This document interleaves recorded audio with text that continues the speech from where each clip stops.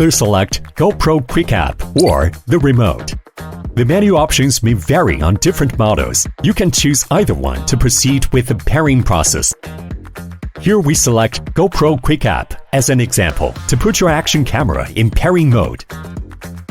Long press the M button on iSteady MT2 to enter the OLED sub-menu. Press the A button once to navigate to the camera Bluetooth pairing interface. Press once the M button. When the connection icon on the left side starts blinking, it indicates that the pairing process is in progress. Once the pairing is successful, the OLED screen will display tick mark to the right of the camera icon. If the pairing process takes longer than 60 seconds without finding a camera to pair with, the connection icon will stop blinking, indicating a failed pairing.